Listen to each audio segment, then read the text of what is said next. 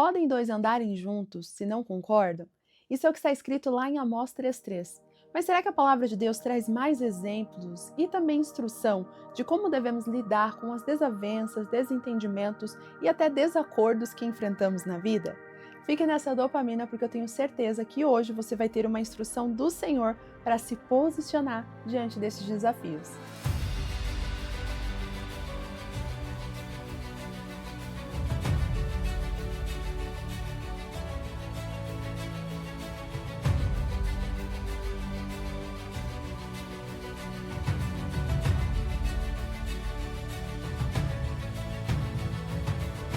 Olá, conquistadoras! Sejam muito bem-vindas à nossa dopamina do dia. Você que já chegou aqui, que Deus abençoe você, a sua semana, essa semana que está iniciando, uma semana abençoada. Eu quero profetizar uma semana de conquista para você e toda a sua família.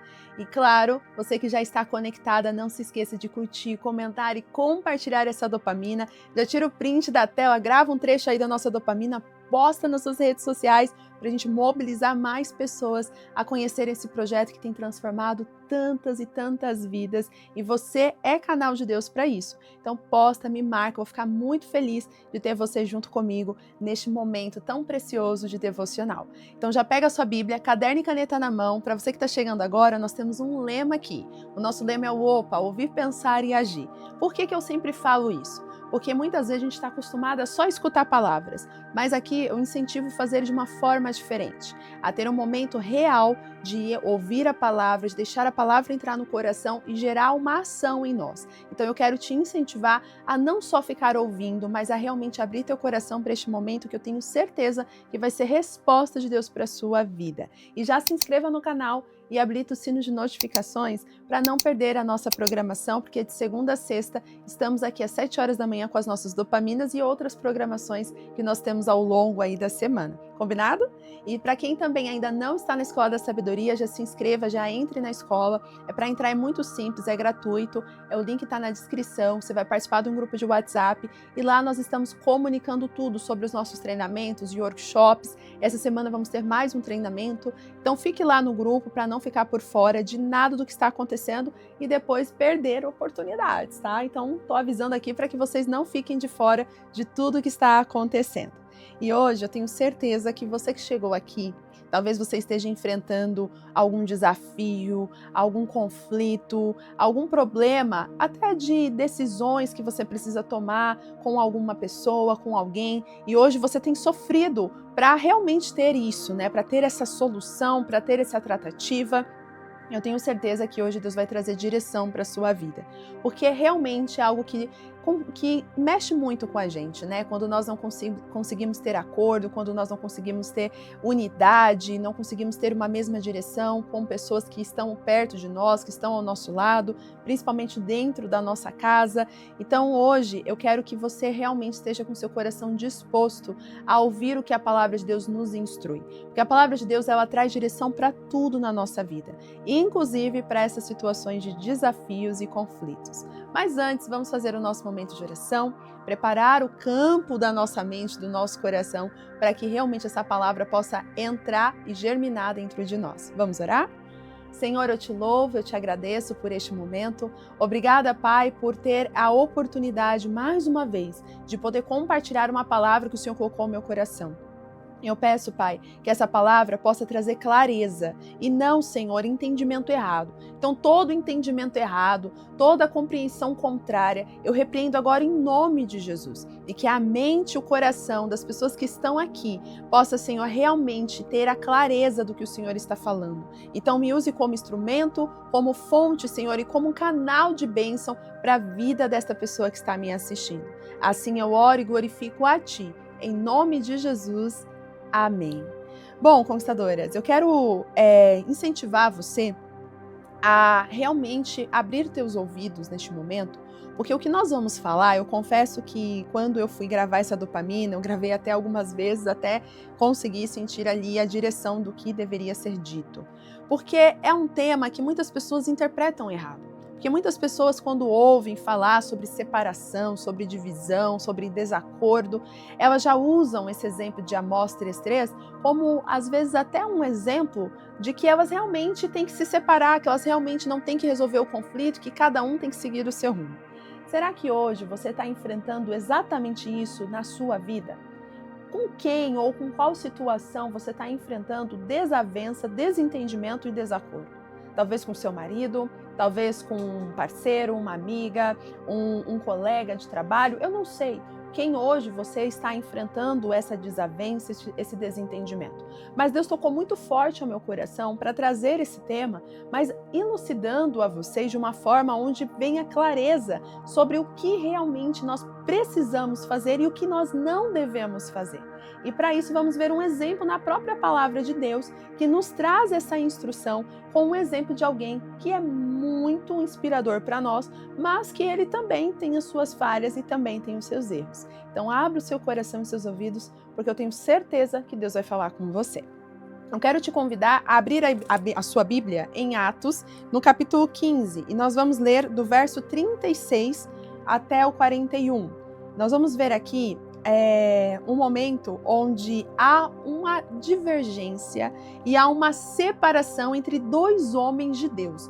Dois homens que estavam sendo muito, mas muito usados por Deus para levar a palavra, para realmente propagar o evangelho. Porém, em determinado momento dessa jornada que eles estavam vivendo, aconteceu uma discussão. E essa discussão gerou uma separação. E essa separação me intrigou. E quando eu li, eu falei, Deus, mas por que isso está aqui na Bíblia? Né? Eu confesso, você já fez isso? Você já leu alguma coisa na Bíblia? Eu falei, mas Deus, por que o Senhor deixou isso aqui na Bíblia? Para quê? Porque o que isso vai mudar a minha vida saber? E eu confesso que quando eu li, eu fiquei meio que pensando desta forma. E aí Deus, ele trouxe para mim uma resposta assim tão clara, que eu falei, meu Deus, isso aqui eu preciso compartilhar com as conquistadoras. Mas antes de falar para você o que Deus colocou no meu coração, eu quero ler com você o que está escrito aqui nessa passagem. Eu vou ler na versão A Mensagem, na linguagem contemporânea, mas você pode acompanhar na que você tem aí, tá bom? A partir do verso 36, diz assim: Depois de alguns dias, Paulo disse a Barnabé, vamos voltar e visitar todos os nossos amigos em cada uma das cidades em que pregamos a palavra de Deus. Vamos ver como eles estão. Barnabé queria levar João, também chamado Marcos, mas Paulo não concordou. Não queria levar alguém que desistira com facilidade, que na primeira dificuldade os abandonou na Panfilia. Os ânimos se exaltaram e, por fim, eles seguiram caminhos separados. Barnabé navegou com Marcos para Chipre e Paulo escolheu Silas e, recomendados pelos amigos à graça do Senhor, rumo para Síria e a Cilícia, e a fim de levar uma palavra de ânimo àquela comunidade. Bom, olha que interessante. Vemos aqui uma história humana, né? Acho que isso que para mim é o que mais me impressiona. Quando eu perguntei para Deus, né, no meu espírito, eu falei, Senhor, mas por que tem esse relato aqui? O que isso tem, né? Uau, na minha vida. Por que isso vai mudar a minha vida? A gente tem esses pensamentos. E na hora Deus me trouxe uma revelação poderosa. Deus, ele não esconde nada de nós, das debilidades que até homens grandes, como Paulo, como Barnabé, seus próprios discípulos, fizeram de errado para mostrar que eu e você também somos falhos e eles também foram falhos. Mas que as nossas debilidades não podem ser o motivo de impedir que Deus haja e atue nas nossas vidas e nos leve a uma plena maturidade espiritual. Você conseguiu entender? Então, ter essa história aqui é uma forma de mostrar que mesmo Paulo, sendo um homem tão usado por Deus, um homem com tanto discernimento espiritual, que foi um homem levantado por Deus por um tempo onde era necessário fazer a obra, ele também falhou. Ele também deixou a carnalidade falar mais alto, como nós vimos nessa situação. Então agora, eu quero que você pense comigo.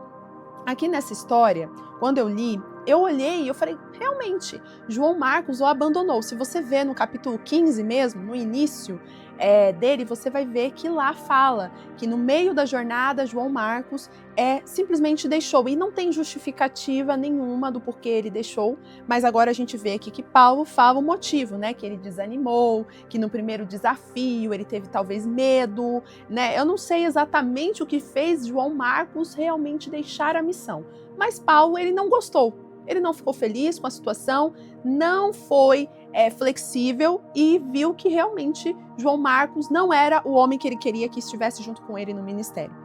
Vamos ser sinceros, não está errado, né?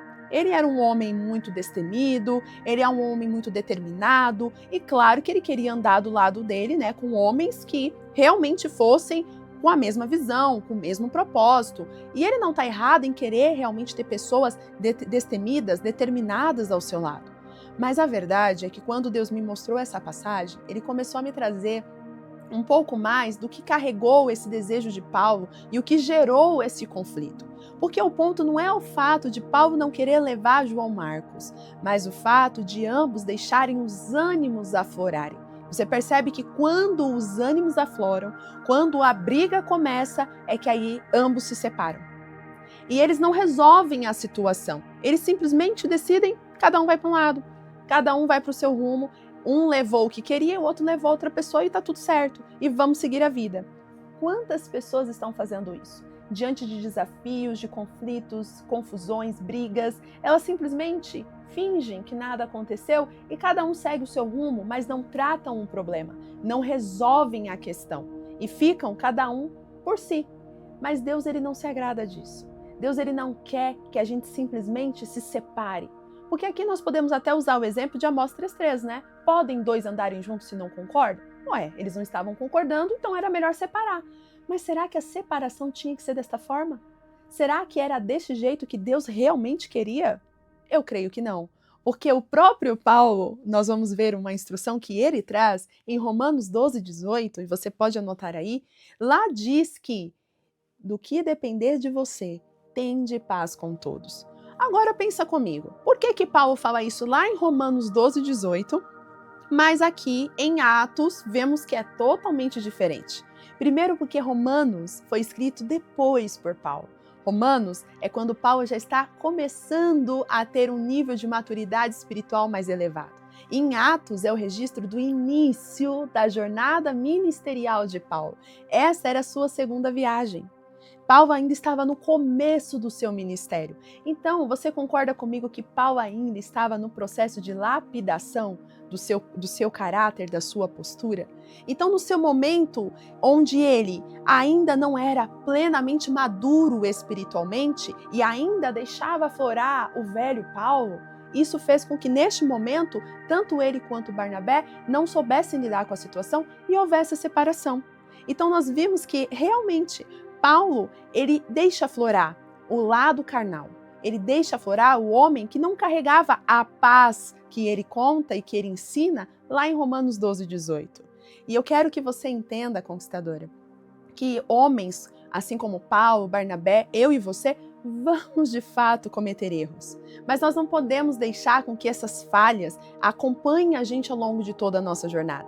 E eu vejo aqui uma face de Paulo onde ele ainda estava aprendendo sobre o ministério, sobre a jornada, sobre os desafios, sobre os processos. E ele também não era ainda flexível e amável com aqueles que precisavam. Porque nós sabemos também que Gálatas, que inclusive Paulo também escreve, onde fala do fruto do Espírito, o que ele fala lá? Mansidão, domínio próprio, amor. Então, várias características que a gente não vê aqui nessa postura de Paulo. Mas quando nós vemos Paulo numa plena maturidade, ele ensina coisas, ele traz instruções que justamente ajudam a gente a não agir como ele agiu aqui nessa situação. E eu posso afirmar a você que Paulo, mais à frente, ele reconhece que aquela atitude talvez não era a correta, a ponto dele mesmo, em um momento, em uma das suas cartas, lá em 2 Timóteo 4:11, ele cita o próprio Marcos, que agora, no capítulo 15 de Atos, ele não quer que vá com ele. E lá ele fala, traga Marcos, porque ele é muito útil para o meu ministério. Isso demonstra que Paulo realmente ele amadureceu. Ele realmente entendeu que homens podem falhar, homens têm medo, homens têm dificuldade, que podem até deixar a gente na mão, mas que a gente não pode ignorar, de fato, a possibilidade de dar uma segunda oportunidade, de saber trabalhar, de saber conversar e de não deixar o momento de raiva e de ira tomar conta do nosso coração. Por isso que eu falei que quando eu compartilharia essa palavra, aqui poderia trazer pano para manga para dizer, se Paulo, homem tão espiritual, se separou do seu parceiro para cada um seguir o seu lado, né, do ministério, por que eu também não posso fazer isso?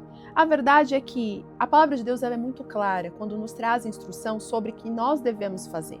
E nós precisamos entender que quando nós não temos maturidade para lidar com os desafios, o primeiro passo é realmente fugir, é realmente cada um seguir o seu lado, mas debaixo de raiva e não debaixo de paz. Se nós olharmos a Bíblia, vamos ver um exemplo lá no Antigo Testamento, lá em Gênesis ainda.